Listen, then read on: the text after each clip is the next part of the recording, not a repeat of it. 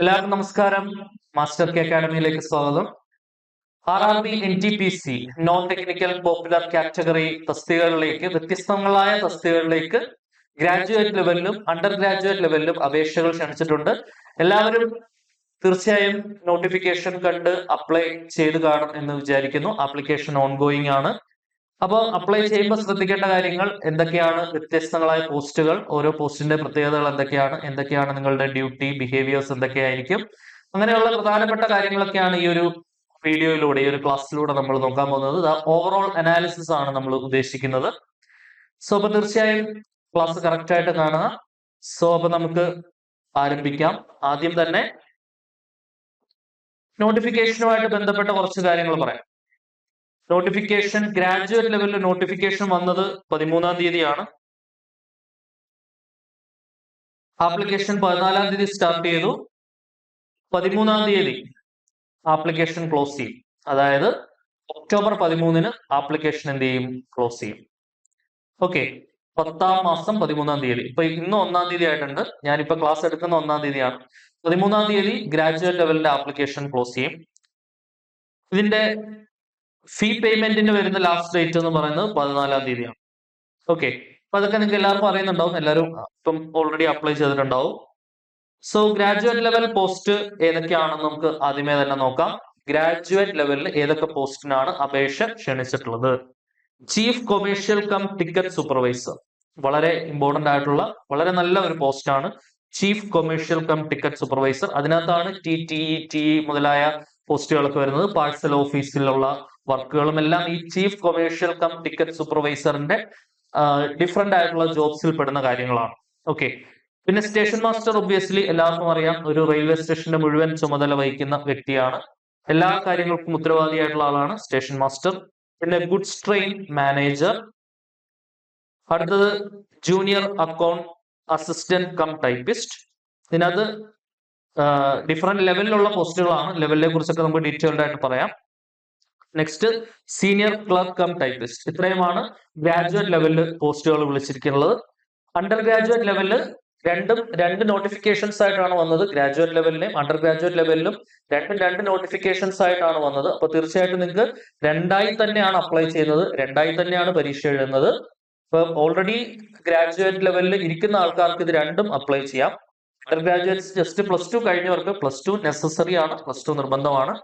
+2 കഴിഞ്ഞവർക്ക് അപ്ലൈ ചെയ്യാവുന്ന ടോപ്പിക്കുകളാണ്. അണ്ടർ ഗ്രാജുവേറ്റ് ലെവലിൽ കൊമേഴ്ഷ്യൽ കം ടിക്കറ്റ് ക്ലർക്കും അക്കൗണ്ട് ക്ലർക്ക് കം ടൈപ്പിസ്റ്റും ജൂനിയർ ക്ലർക്ക് കം ടൈപ്പിസ്റ്റും ട്രെയിൻസ് ക്ലർക്കും. ഓക്കെ, ഇനി പ്രധാനമായിട്ടും നമ്മൾ അറിഞ്ഞിരിക്കേണ്ട 3 കാര്യങ്ങൾ, അല്ലെങ്കിൽ എലിജിബിലിറ്റിയെ കുറിച്ച് നമ്മൾ സംസാരിക്കുമ്പോൾ ഈ ഒരു പരീക്ഷയ്ക്ക് അപ്ലൈ ചെയ്യാൻ നിങ്ങൾ അർഹനാണോ എന്ന് തീരുമാനിക്കുന്ന 3 കാര്യങ്ങൾ ഏതൊക്കെയാണ് എന്ന് നമുക്ക് നോക്കാം. ഒന്ന്, ഏജ്, വയസ്സ്. ബാക്കിയുള്ള പരീക്ഷകളുമായി താരതമ്യപ്പെടുത്തുമ്പോൾ റെയിൽവേ റിക്രൂട്ട്മെന്റ് ബോർഡ് നടത്തുന്ന പരീക്ഷകൾക്ക് ഏജ് റിലാക്സേഷൻ ആയാലും ശരി, നോർമലി ഉള്ള ഏജ് ആണെങ്കിലും ശരി, അതായത് നമ്മുടെ യുവർ കാറ്റഗറി, അതായത് ജനറൽ കാറ്റഗറിയിൽ വരുന്ന ആളുകളുടെ സാധാരണ പരീക്ഷകളിൽ നിന്ന് വ്യത്യസ്തമായി കൂടുതൽ ഏജ് ഉള്ളവർക്ക് RRBയിൽ എക്സാം എഴുതാൻ പറ്റും. കാരണം ബാക്കിയുള്ള സെൻട്രൽ ഗവൺമെന്റ് എക്സാമും ബാക്കിയുള്ള പരീക്ഷകളുമായിട്ട്, കേരള PSCയുടെ പരീക്ഷകളുമായിട്ടൊക്കെ താരതമ്യപ്പെടുത്തുമ്പോൾ കുറച്ച് കൂടുതൽ ഏജ്ഡ് ആയിട്ടുള്ളവർക്കും ഈസി ആയിട്ട് പ്രിപ്പയർ ചെയ്ത് ജോലിയിൽ പ്രവേശിക്കാവുന്നത് തന്നെയാണ് RRBയിൽ. അടുത്തത് എഡ്യൂക്കേഷണൽ ക്വാളിഫിക്കേഷൻ.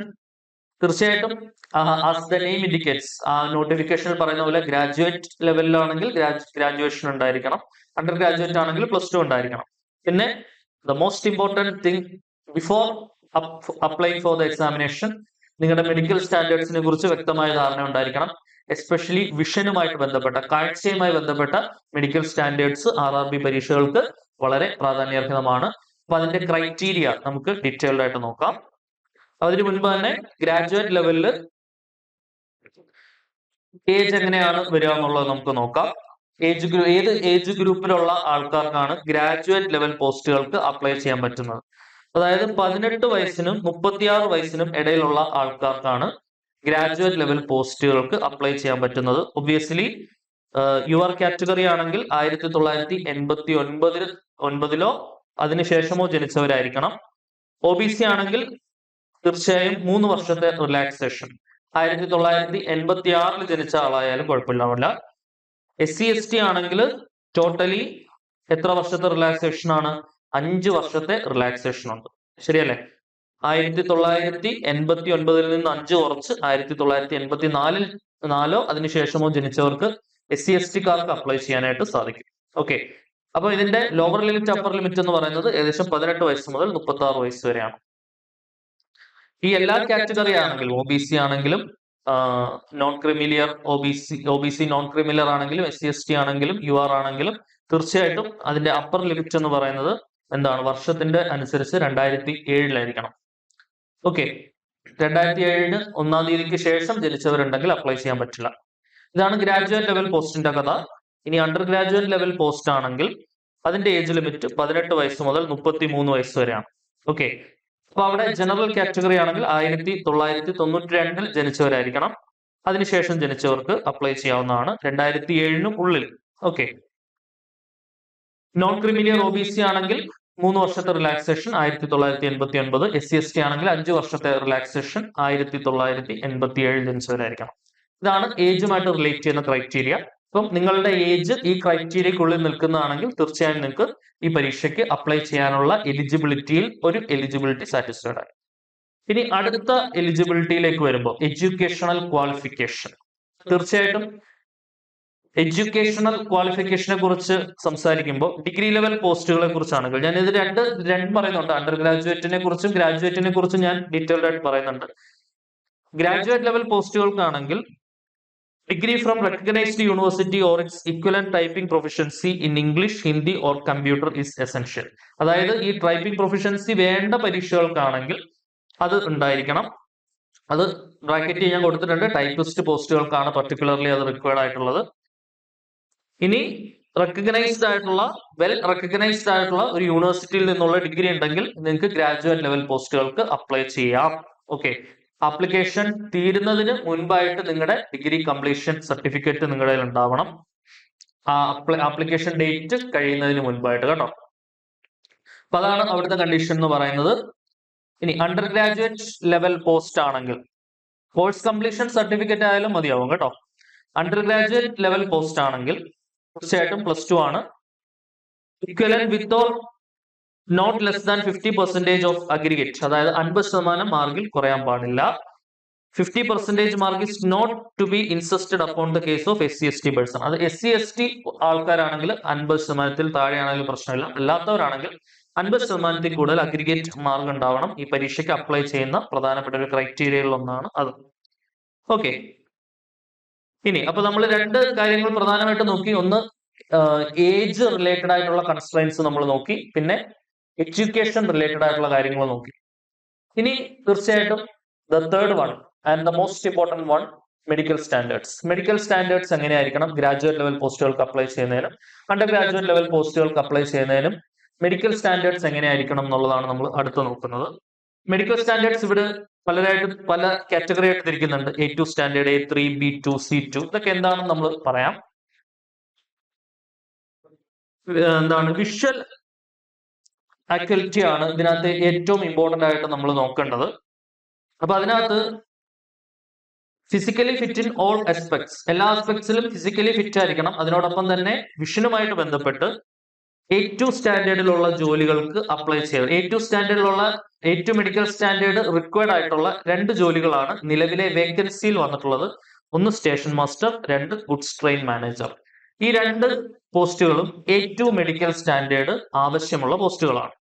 അവിടെ മസ്റ്റ് ആയിട്ട് വേണ്ടത് ഒരു ഡിസ്റ്റന്റ് വിഷൻ 6/9 ഉണ്ടാവണം.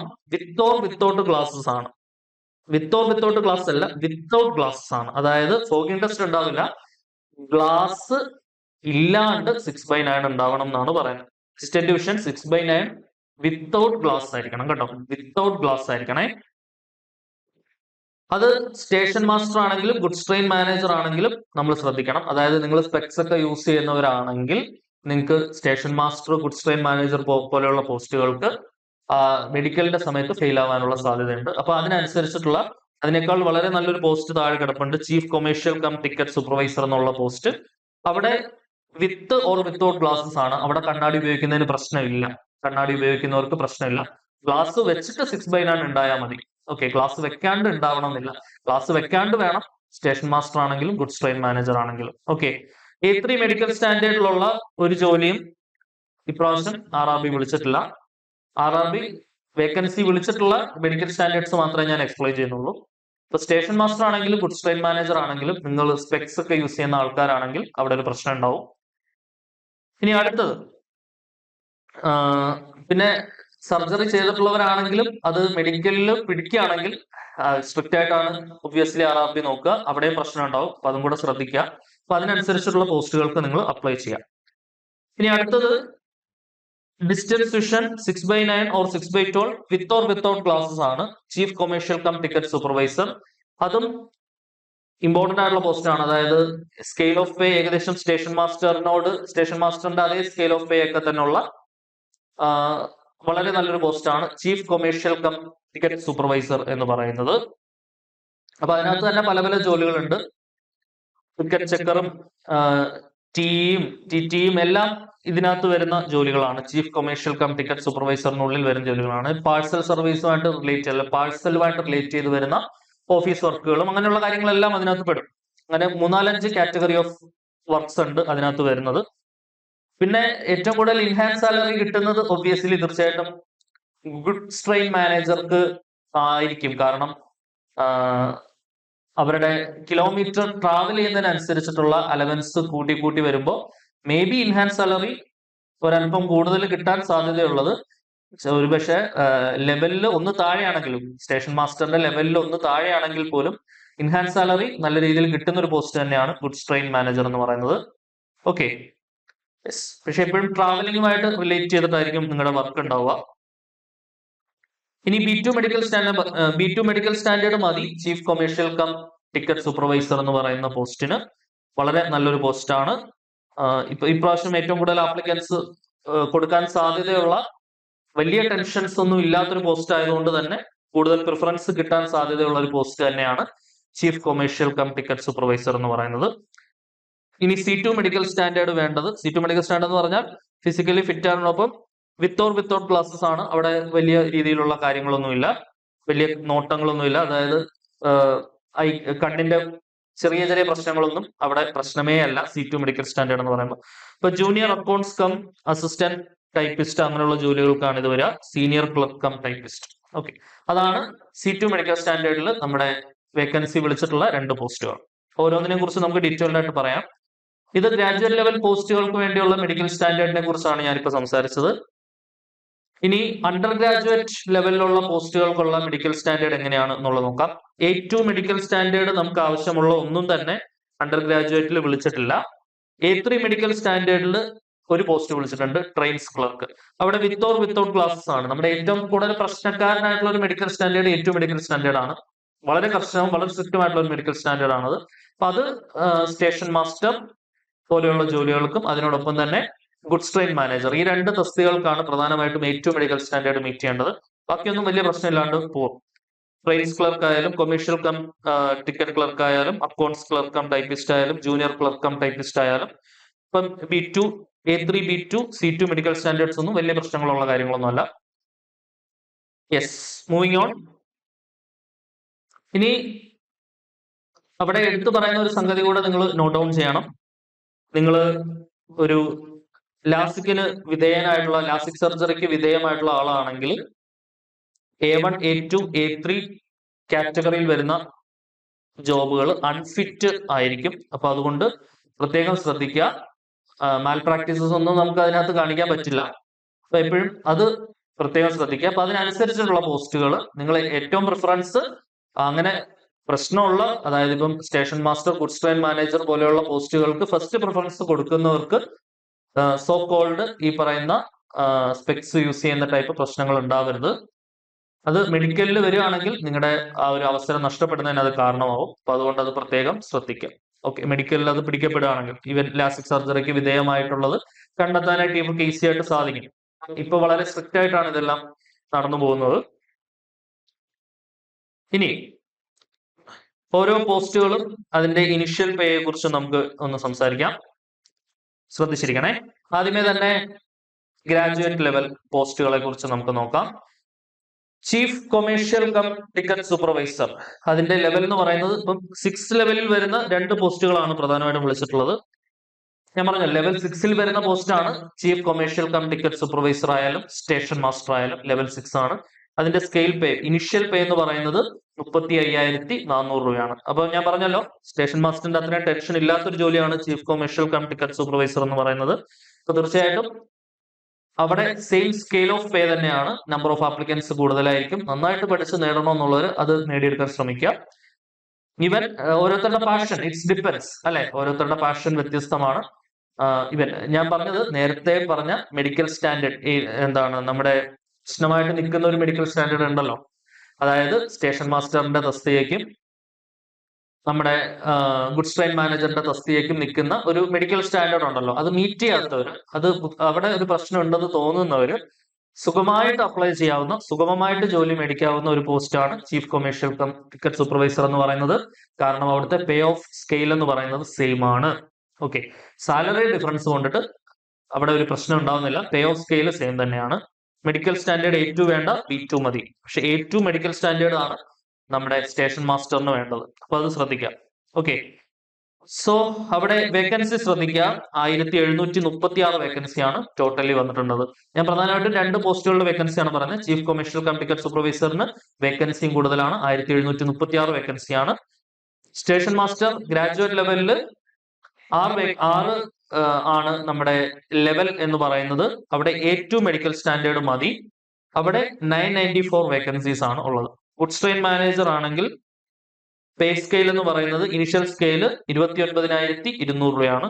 അവിടെ A2 മെഡിക്കൽ സ്റ്റാൻഡേർഡ് മതി. 3144 പോസ്റ്റുകൾ. അപ്പൊ ഏറ്റവും കൂടുതൽ പോസ്റ്റുകൾ വിളിച്ചിട്ടുള്ളത് എന്തിനാണെന്ന് ചോദിച്ചാൽ ഒറ്റ ഉത്തരവേ ഉള്ളൂ, എന്താണ്, ഗുഡ്സ് ട്രെയിൻ മാനേജർ ആണ്. ഏറ്റവും കൂടുതൽ പോസ്റ്റുകൾ വിളിച്ചിട്ടുള്ള ഒരു സംഗതിയാണ് ഗുഡ്സ് ട്രെയിൻ മാനേജർ. അപ്പൊ നമ്പർ ഓഫ് പോസ്റ്റ് എന്തിനാണ് കൂടുതൽ എന്ന് ചോദിച്ചാൽ നമുക്ക് നിസ്സംശയം പറയാം, ഗുഡ്സ് ട്രെയിൻ മാനേജർക്കാണ് പോസ്റ്റുകളുടെ എണ്ണം കൂടുതൽ. ഇനി junior account assistant cum typist ആണെങ്കിൽ അത് ലെവൽ 5 ആണ്. അവിടെയും വേക്കൻസി എത്ര ഉണ്ട്? 1507 വേക്കൻസീസ് ആണുള്ളത്. ഗ്രാജുവേറ്റ് ലെവലിൽ അടുത്ത സീനിയർ ക്ലർക്ക് കം ടൈപ്പിസ്റ്റിന് 732 വേക്കൻസി ആണുള്ളത്. അപ്പൊ അവിടെ ആ ടൈപ്പിംഗ് ടെസ്റ്റ് ഒക്കെ നിങ്ങൾക്ക് സെപ്പറേറ്റ്ലി ഉണ്ടാവും. ഇനി അണ്ടർ ഗ്രാജുവേറ്റ് ലെവലിലേക്ക് നമ്മൾ വരികയാണെന്നുണ്ടെങ്കിൽ അവിടെ ഏറ്റവും കൂടുതൽ വേക്കൻസി ഉള്ള പോസ്റ്റ് എന്ന് പറയുന്നത്, അണ്ടർ ഗ്രാജുവേറ്റ് ലെവലിൽ ഏറ്റവും കൂടുതൽ വേക്കൻസി ഉള്ള പോസ്റ്റ് 2022 വേക്കൻസി ഉള്ളത് കൊമേഴ്ഷ്യൽ കം ടിക്കറ്റ് ക്ലർക്ക് എന്നുള്ള പോസ്റ്റിനാണ് ഏറ്റവും കൂടുതൽ വേക്കൻസി ഉള്ളത്. അതിന്റെ ഇനിഷ്യൽ പേ വരുന്നത് 21,700 രൂപയാണ്.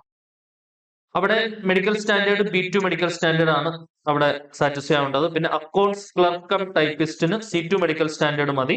അവിടെ 361 പോസ്റ്റാണ്. ജൂനിയർ ക്ലർക്ക് കം ടൈപ്പിസ്റ്റ് ആണെങ്കിൽ 990 പോസ്റ്റുകൾ. ട്രെയിൻസ് ക്ലർക്ക് ആണെങ്കിൽ 72 പോസ്റ്റുകൾ. മൊത്തത്തിൽ 3445 പോസ്റ്റുകളാണ് ഉള്ളത്. ഓക്കെ ആണെന്ന് വിചാരിക്കുന്നു. യെസ്, ഇനിയാണ് നമ്മുടെ വളരെ പ്രാധാന്യരഹിതമായ സോൺ അനാലിസിസിലേക്ക് നമ്മൾ വരുന്നത്. ഇത് കണ്ടിട്ട് നിങ്ങൾക്ക് കാര്യങ്ങളൊന്നും മനസ്സിലാവുന്നുണ്ടാവില്ല. ഇത് മൊത്തത്തിലുള്ളതാണ്. നമ്മൾ സൗത്തിലുള്ള ആൾക്കാർ അപ്ലൈ ചെയ്യാൻ സാധ്യതയുള്ള സോണുകളെ കുറിച്ച് മാത്രമേ നമുക്ക് സംസാരിക്കേണ്ടതുള്ളൂ. സോ അതിലേക്ക് ഞാൻ കടക്കുകയാണ്. സോ അപ്പൊ നമ്മൾ അപ്ലൈ ചെയ്യാൻ സാധ്യതയുള്ള സോണുകളൊക്കെ നമുക്കൊന്ന് അനലൈസ് ചെയ്ത് നോക്കാം. ശ്രദ്ധിച്ചിരിക്കുക എല്ലാവരും. അപ്പൊ നമ്മൾ സാധാരണഗതിയിൽ സോൺ വെക്കാൻ സാധ്യതയുള്ള സദേൺ സോൺ എന്ന് പറയുമ്പോൾ ബംഗളൂരു, ചെന്നൈ, മുംബൈ, സിക്കന്ദരാബാദ്, തിരുവനന്തപുരം. അപ്പം നമ്മുടെ സോണുകളിലൊക്കെ എത്ര വേക്കൻസിയും കാര്യങ്ങളൊക്കെ ഉണ്ട് എന്നുള്ളതാണ് നമ്മൾ നോക്കുന്നത്. സോൺ വൈസ് വേക്കൻസി, ഗ്രാജുവേറ്റ് ലെവലിലെ സോൺ വൈസ് വേക്കൻസിയാണ് നമ്മൾ നോക്കാൻ പോകുന്നത്. ചീഫ് കൊമേഴ്ഷ്യൽ കം ടിക്കറ്റ് സൂപ്പർവൈസർക്ക് ബാംഗ്ലൂരിന് 51 വേക്കൻസിയാണുള്ളത്. പക്ഷെ ശ്രദ്ധിക്കുക, അവിടെ ഒരാൾ ഒളിഞ്ഞു നിപ്പുണ്ട്. ചെന്നൈക്ക് 155 വേക്കൻസി ഉണ്ട്. ചീഫ് കൊമേഴ്ഷ്യൽ കം ടിക്കറ്റ് സൂപ്പർവൈസർക്ക് ചെന്നൈയിൽ 155 വേക്കൻസി ഉണ്ട്. That's a good number. അതൊരു നല്ല നമ്പറാണ് അല്ലെ. മുംബൈയിൽ 117 വേക്കൻസി ഉണ്ട്. അപ്പൊ നമ്മൾ മലയാളികൾ കൂടുതലും ചെന്നൈ ഒരു നല്ല പ്രിഫറൻസ് ആണ്. 155 വേക്കൻസി ഉണ്ട് ചീഫ് കൊമേഴ്ഷ്യൽ കം ടിക്കറ്റ് സൂപ്പർവൈസർക്ക്. ട്രിവാൻഡ്രത്തേക്ക് വരുമ്പോൾ 51 വേക്കൻസി ആണുള്ളത്. നന്നായിട്ട് പ്രിപ്പയർ ചെയ്ത് അതിന്റെ എക്സ്ട്രീം ലെവലിലൊക്കെ നിൽക്കുന്നവരുണ്ടെങ്കിൽ നമുക്ക് ധൈര്യപൂർവ്വം ട്രിവാൻഡ്രത്ത് അപ്ലൈ ചെയ്യാം. പക്ഷെ നല്ല കോമ്പറ്റീഷൻ നടക്കുന്ന ഒരു പോസ്റ്റാണ്. ഈ 51 പോസ്റ്റുകളിലേക്ക് അത്യാവശ്യം നല്ലൊരു കോമ്പറ്റീഷൻ നടക്കും. സിക്കന്ദരാബാദ് ആണെങ്കിൽ 25 പോസ്റ്റുകൾ, പിന്നെ ഇപ്പൊ പ്രിപ്പയർ ചെയ്ത് കയറി വരുന്നവർക്ക് നല്ലൊരു പ്രിഫറൻസ് എന്റെ അഭിപ്രായത്തിൽ അത് ചെന്നൈ ആണ്. കാരണം 155 വേക്കൻസീസ് ആണ് അവിടെ. That's a good number. Okay, ഇനി സ്റ്റേഷൻ മാസ്റ്ററിലേക്ക് വരുമ്പം ഏറ്റവും കൂടുതൽ വേക്കൻസി വരുന്നത് മുംബൈയിലാണ്. 196 മുംബൈയിലെ വേക്കൻസി. 116 തൊട്ട് താഴെ ബാംഗ്ലൂർ നിൽപ്പുണ്ട്. സോ സ്റ്റേഷൻ മാസ്റ്റർ പ്രിഫർ ചെയ്യുന്നവർക്ക് നല്ലൊരു ഓപ്ഷൻ സദേൺ റീജിയണിൽ ബാംഗ്ലൂരുമാണ്. കാരണം 116 വേക്കൻസി ഉണ്ട്. 116 വേക്കൻസി ഉണ്ട്. സിക്കന്ദരാബാദിൽ 10 വേക്കൻസി, ട്രിവാൻഡ്രത്ത് 65 വേക്കൻസിയാണ്. അവിടെയും നല്ലൊരു കോമ്പറ്റീഷൻ നടക്കാനുള്ള സാധ്യതയുണ്ട്. ചെന്നൈയിൽ 8 വേക്കൻസി. അവിടെ സ്റ്റേഷൻ മാസ്റ്ററുടെ വേക്കൻസി വളരെ കുറവാണ്. ചെന്നൈയിൽ 8 വേക്കൻസി ഉള്ളൂ. ഇനി ഗുഡ്സ് ട്രെയിൻ മാനേജർ ആണെങ്കിൽ അവിടെ നിങ്ങൾ ശ്രദ്ധിച്ചാൽ ബംഗളൂരുവിൽ 237 വേക്കൻസി ഉണ്ട്, മുംബൈയിൽ 266 വേക്കൻസി ഉണ്ട്, സെക്കന്ദരാബാദിൽ 288 വേക്കൻസി ഉണ്ട്. അപ്പൊ മുംബൈയിലും ബാംഗ്ലൂരും സെക്കന്ദരാബാദിലും ഗുഡ്സ് ട്രെയിൻ മാനേജർക്ക് നല്ല രീതിയിൽ വേക്കൻസി ഉണ്ട്. ട്രിവാൻഡ്രത്ത് 52 വേക്കൻസി. അവിടെയും ചെന്നൈയിൽ സ്റ്റിൽ അവിടെ വേക്കൻസി കുറവാണ് ഗുഡ്സ് ട്രെയിൻ മാനേജർ പോസ്റ്റിന്. ഇനി ജൂനിയർ അക്കൗണ്ട്സ് അസിസ്റ്റന്റ് കം ടൈപ്പിസ്റ്റിന് ഏറ്റവും കൂടുതൽ വേക്കൻസി ഉള്ളത് ചെന്നൈയിലാണ്. അപ്പൊ അതും ആ ഒരു പോസ്റ്റിലേക്ക് പ്രിപ്പയർ ചെയ്യുന്നവർക്ക് ചെന്നൈ ഒരു നല്ല പ്രിഫറൻസ് ആണ്. ഇനി 141 വേക്കൻസി സെക്കന്ദരാബാദിലുണ്ട്. 88 വേക്കൻസി വെച്ചിട്ടാണ് ബാംഗ്ലൂരിൽ മുംബൈയിലും ഉള്ളത്. സീനിയർ ക്ലർക്ക് കം ടൈപ്പിസ്റ്റിന് ബംഗളൂരുവിൽ വളരെ വേക്കൻസി കുറവാണ്. ഏറ്റവും വേക്കൻസി കുറഞ്ഞ ഒരെണ്ണമാണ് സീനിയർ ക്ലർക്ക് കം ടൈപ്പിസ്റ്റ്. ബംഗളൂരുവിൽ 4 വേക്കൻസിയേ ഉള്ളൂ. ചെന്നൈയിൽ അത് 95 ഉണ്ട്. അപ്പൊ ചെന്നൈയിൽ പൊതുവെ എല്ലാവരും അത്യാവശ്യം നല്ല നമ്പറിൽ നിൽക്കുന്നുണ്ട്. മുംബൈ ഒബ്വിയസ്ലി. മുംബൈയിൽ 160 വേക്കൻസി, സെക്കന്ദരാബാദിൽ 16 വേക്കൻസി, ട്രിവാൻഡ്രത്ത് വെറും 6 vacancy. Junior accounts assistant cum ടൈപ്പിസ്റ്റിന് ട്രിവാൻഡ്രത്ത് വേക്കൻസി ഇല്ല. ഓക്കെ, ക്ലിയർ ആണെന്ന് വിചാരിക്കുന്നു. അപ്പൊ തിരുവനന്തപുരത്ത് മൊത്തം 174 വേക്കൻസീസ് ആണ് ടോട്ടലി വരിക. സെക്കന്ദരാബാദ് ആണെങ്കിൽ 478 വേക്കൻസീസും, മുംബൈയിൽ മൊത്തത്തിൽ 827 വേക്കൻസിയും, ചെന്നൈയിൽ 436 വേക്കൻസിയും, ബംഗളൂരുവിൽ 496 വേക്കൻസീസും ആണ് ഉള്ളത്. Okay, yes. ഇനി അണ്ടർ ഗ്രാജുവേറ്റ് ലെവലിൽ നമ്മൾ വേക്കൻസി പരിശോധിക്കുകയാണെങ്കിൽ കൊമേഴ്ഷ്യൽ കം ടിക്കറ്റ് ക്ലർക്കിന് ഏറ്റവും കൂടുതൽ വേക്കൻസി വരുന്നത് മുംബൈയിലാണ്. അണ്ടർ ഗ്രാജുവേറ്റിൽ ലെവൽ എക്സാം തയ്യാറെടുക്കുന്നവർക്ക് Mumbai is a better option. കാരണം നല്ല രീതിയിൽ വേക്കൻസി ഉണ്ട്. ട്രിവാൻഡ്രത്ത് ഗുഡ് നമ്പർ ആണ്, 102 വേക്കൻസീസ് ആണ് ട്രിവാൻഡ്രത്തുള്ളത്. അപ്പൊ അണ്ടർ ഗ്രാജുവേറ്റ് ലെവലിൽ എക്സാം പ്രിപ്പയർ ചെയ്യുന്നവർക്ക് ഇപ്പം കൊമേഴ്ഷ്യൽ കം ടിക്കറ്റ് ക്ലർക്ക് എന്ന് പറയുന്ന ജോലി ട്രിവാൻഡ്രം ഒരു ബെറ്റർ ഓപ്ഷൻ ആണ്. അത്യാവശ്യം നന്നായിട്ട് പരിശ്രമിച്ചാൽ അത് നേടിയെടുക്കാൻ സാധിക്കും. ദെൻ അക്കൗണ്ട് ക്ലർക്ക് കം ടൈപ്പിസ്റ്റിൽ എല്ലാവർക്കും ഒരു മോഡറേറ്റ് നമ്പർ ആണ്. ബംഗളൂരുവിൽ അവിടെ വേക്കൻസി കുറവാണ്. ബംഗളൂരുവിൽ ജൂനിയർ ക്ലർക്ക് കം ടൈപ്പിസ്റ്റ്, ട്രിവാൻഡ്രത്ത് വേക്കൻസി ഇല്ല, അതും കൂടെ നോട്ട് ചെയ്യണം. ജൂനിയർ ക്ലർക്ക് കം ടൈപ്പിസ്റ്റ് ആണെങ്കിൽ ചെന്നൈയിൽ 126 വേക്കൻസി ഉണ്ട്, മുംബൈയിൽ 147, സെക്കന്ദരാബാദിൽ 20 വേക്കൻസി ആണുള്ളത്. ട്രെയിൻസ് ക്ലർക്ക് ആണെങ്കിൽ ഏറ്റവും വേക്കൻസി കുറവ് വിളിച്ചിട്ടുള്ള ഒരു പോസ്റ്റ് ആണത്. മുംബൈയിൽ മാത്രമാണ് അത് 10 വേക്കൻസി ഉള്ളത്. അപ്പം ഇങ്ങനെയൊക്കെയാണ് കാര്യങ്ങൾ, വേക്കൻസി നമ്പർ. അപ്പം കേരളത്തിൽ നിന്ന് പ്രിപ്പയർ ചെയ്യുന്നവർക്ക്, ഗ്രാജുവേറ്റ് ലെവലിൽ പ്രിപ്പയർ ചെയ്യുന്നവർക്ക് chief commercial cum ticket supervisor നോക്കുകയാണെങ്കിൽ ചെന്നൈ ഒരു നല്ല പ്രിഫറൻസ് ആണ്. 155 വേക്കൻസി ഉണ്ട്. ട്രിവാൻഡ്രത്ത് 51 വേക്കൻസി ഉള്ളൂ. അപ്പൊ നല്ലൊരു അടി നടക്കുന്ന ഒരു ഏരിയ ആയിരിക്കും. അടി ഇൻ ദ സെൻസ് ഒരു കോമ്പറ്റീഷൻ നടക്കുന്ന ഒരു ഏരിയ ആയിരിക്കും അത്. അപ്പം നിങ്ങൾ സ്ട്രോങ് ആണെങ്കിൽ ഒബ്വിയസ്ലി അത് അപ്ലൈ ചെയ്യുക തന്നെ വേണം. ഈവൻ ബിഗിനേഴ്സും ഇങ്ങനെ പതുക്കെ പതുക്കെ ബിൽഡപ്പ് ചെയ്യുന്നു വരുന്ന ആൾക്കാരൊക്കെ ആണെങ്കിൽ അവർക്ക് മറ്റുള്ള ബെറ്റർ ഓപ്ഷൻസ് സെലക്ട് ചെയ്യുന്നതായിരിക്കും കുറച്ചും കൂടെ ബെറ്റർ.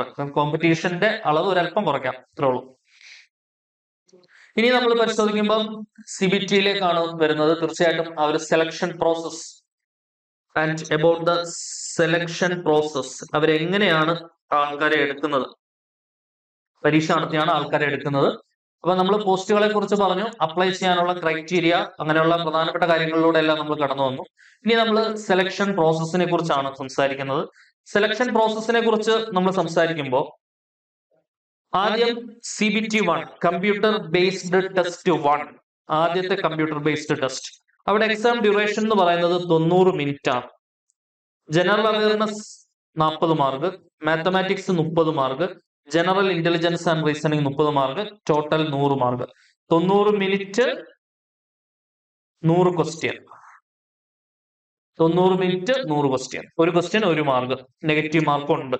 ഓക്കെ, അപ്പൊ ജനറൽ അവയർനെസ് എന്ന് പറയുന്നത് 40 മാർക്ക്. അതായത് ഏറ്റവും വെയിറ്റേജ് വരുന്ന ഒരു ഏരിയ എന്ന് പറയുന്നത് ഈ കാണുന്ന ജനറൽ അവയർനെസ് ആണ് കേട്ടോ.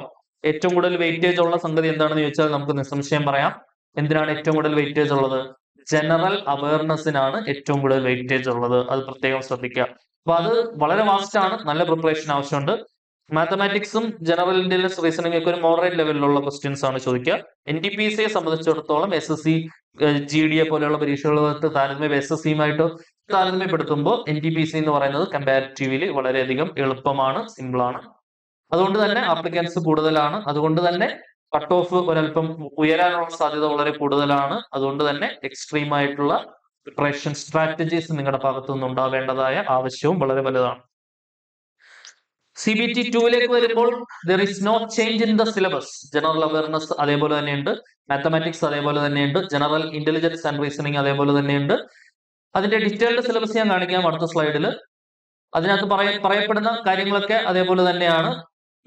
CBT 2ലേക്ക് വരുമ്പോൾ ക്വസ്റ്റ്യന്റെ ലെവലിൽ ഒരു ചെറിയ വേരിയേഷൻ ഉണ്ടാവും. അതിനോടൊപ്പം തന്നെ മുമ്പേ 100 ക്വസ്റ്റ്യൻ 90 മിനിറ്റ് കൊണ്ട് എഴുതിയ സമയത്ത് ഇവിടെ 120 ക്വസ്റ്റ്യൻ നിങ്ങൾ 90 മിനിറ്റ് കൊണ്ട് എഴുതണം. അതായത് സെയിം സമയത്ത് തന്നെ 20 ചോദ്യങ്ങൾ കൂടുതൽ എഴുതുകയും at the same time difficulty of the question ഒരു സ്ലൈറ്റ്ലി ഇൻക്രീസ് ആവാനുള്ള സാധ്യതയുണ്ട്.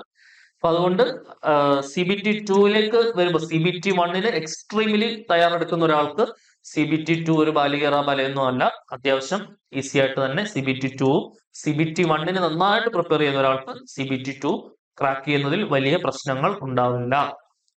ഇനി നമ്മൾ ഡീറ്റെയിൽഡ് സിലബസിലേക്ക് കടക്കുകയാണെങ്കിൽ മാത്തമാറ്റിക്സിനകത്ത് number system, decimal, fraction, LCM, HCF, ratio, proportion, percentage, mensuration, time and work, time and distance, simple interest, compound interest, profit loss, elementary algebra, geometry, trigonometry, elementary statistics, ഇങ്ങനെയൊക്കെയുള്ള കാര്യങ്ങളാണ് മാത്തമാറ്റിക്സിനകത്ത്.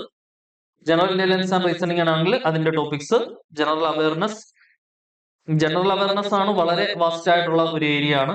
ഒരുപാട് ടൈം ഇൻവെസ്റ്റ് ചെയ്ത് നന്നായിട്ട് detailed ആയിട്ട് ഫോർമുലയിൽ സൂക്ഷിക്കേണ്ട ഒരുപാട് കാര്യങ്ങളുണ്ട്. അപ്പൊ നിങ്ങൾക്ക് CBT 1ന് ഒരു അത്യാവശ്യം ഒരു 5-6 മാസം ഡ്യൂറേഷൻ കിട്ടാനുള്ള സാധ്യത വളരെ കൂടുതലാണ്. അപ്പം തീർച്ചയായിട്ടും ആ ഒരു സമയം കൊണ്ട് നിങ്ങൾക്ക് നന്നായിട്ട് പ്രിപ്പയർ ചെയ്തെടുക്കാൻ പറ്റണം.